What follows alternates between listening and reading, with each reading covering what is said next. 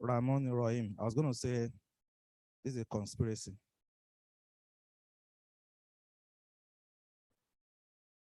Akaradori. Okay. I'm reminded it's not an Afenifere society. So, assalamu alaikum wa rahmatullahi wa barakatuh. Gives me great pleasure to welcome everyone here today.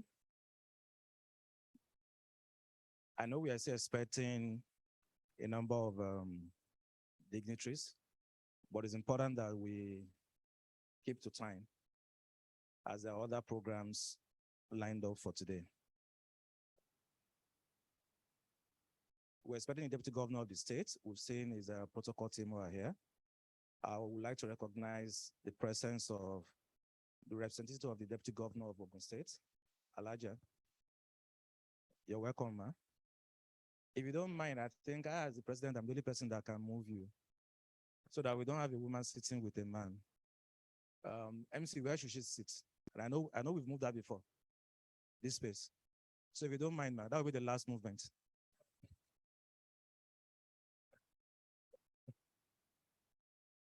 Well, so that we try and maintain. Thank you for honoring me with a yes. May Allah also honor you and answer your duas.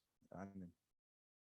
Seated beside her at that former seat is the Honorable Commissioner for the Ministry of Science and Tech in Lagos State, Honorable Akim Pham.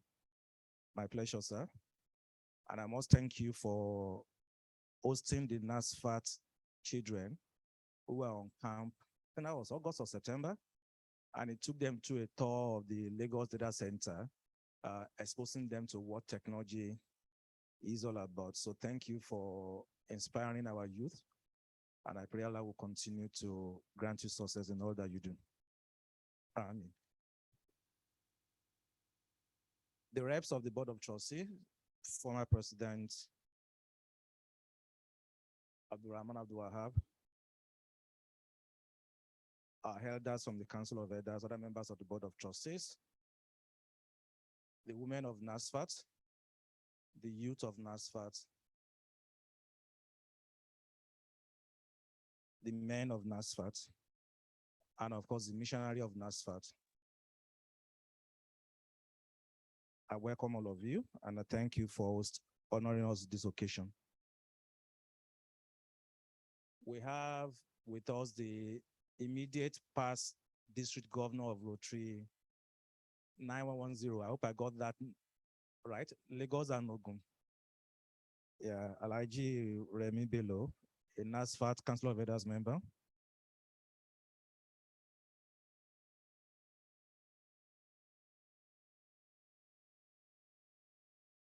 It's okay, the protocols will solve it. And then we also have we're expecting our Lekon Owolabi, who is the district governor of Lions International. I actually welcome all of you to this workshop series, which is what we call the Good Governance Workshop. The first in the series took place last year at the Sheraton Hotel, deliberately to a smaller audience than this.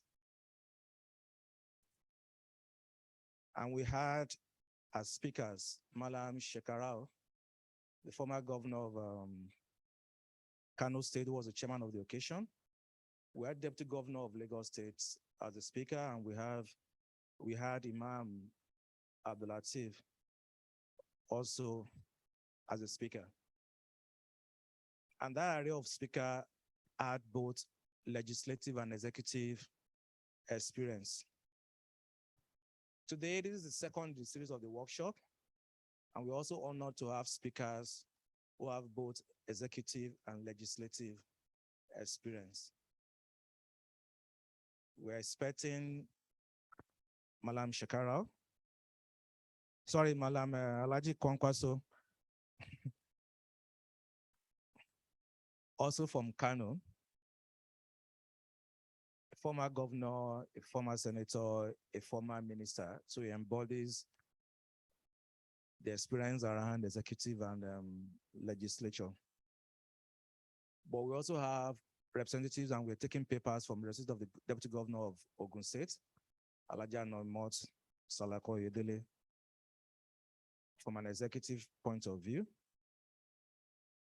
and the former Deputy Governors of Lagos State, Dr. Idiat Adebule, will share a few words, and Mrs. Ajoke Oyelopade Fulore has sent a rep that also will share some few words. So we think with those speakers, we should get a glimpse of the challenges we're facing as a nation in terms of good governance from both the executive and legislative angle, and what we need to do to make us all witness good governance. And so we might ask, why the focus on good governance, and why are we so bothered about this? I think for most of us, we know that Nigeria is a nation of paradox. The largest country in Africa, over 200 million persons. 1 in every 5 or 1 in every 6 African is a Nigerian. One of the top 10 largest reserves of oil and gas in the world. Nigeria, in terms of geography or in terms of land mass, is the 32nd largest country in the world. And 76% of our land is suitable for agriculture. In fact, over 82 million hectares of our land is what you call arable land. So we have those endowments, yet we have 38% of our youth unemployed, a further 23% being underemployed. As of 2019, according to UNICEF, Nigeria was the second largest contributor to infant mortality in the world. Children below age of 5 that die. And likewise, we had the second highest maternal mortality in the world in 2019. Adult literacy level in Nigeria is about 62%. Adult literacy level in China is 96%.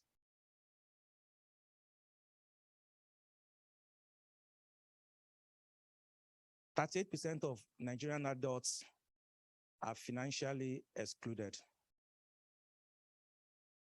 And so they are not in that financial world. At least 10 million children are out of schools, and quite a number of these are Muslim youths, the Al-Majiri phenomenon. Less than 2% of us have access to credit. Less than 10% of us have access to health insurance. And the reality is that 45% of us do not have access to electricity. So in the modern 21st century world, despite all the attributes, shockingly, we are still lacking in many things. Poverty rate is about 48%. And when you look at it from a multidimensional poverty point of view, that's access to health, education, and standard of living, is well close to 70%.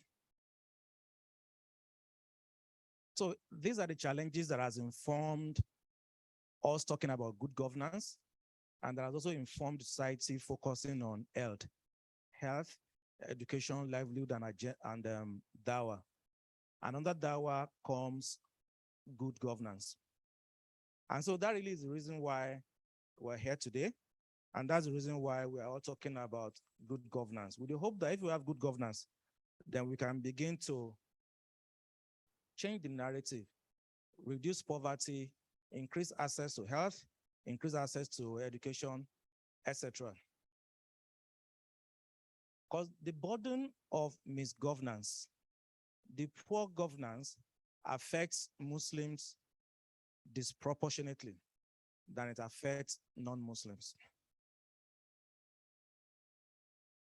But we know in the Holy Quran, in Surah Al-Mu'min, which is one of my favorite surah, largely because it's also my own name. You know, Allah says, "Qad aflaha al-mu'minun." Successful are the believers. So Muslims are meant to be successful. But we can only be successful if we discharge our trust, if we discharge our covenants. Because it goes on to say in verse 8 of that surah, that walazina only amonatin and wa'adihim. The believers are those who discharge their trust, what we call amonah, who discharge their trust, who delivers on their manifestos, and who give us good governance. And so as Muslims, we have a role to ensure that we deliver good governance and to change the narrative so that the nation can enjoy the benefits of good leadership. And so this is why NASFAT society is focused on good governance. Welcome, Dr. Adebule. You're welcome, man.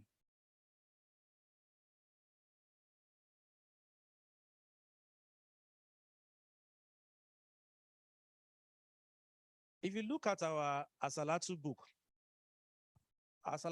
probably more than 5 million copies have been sold to date. One of the main reasons for the creation of the establishment of the society is Quran chapter 3, verse 104. Let there arise from you those that are calling to what is good and enjoining them to run away from that which is bad.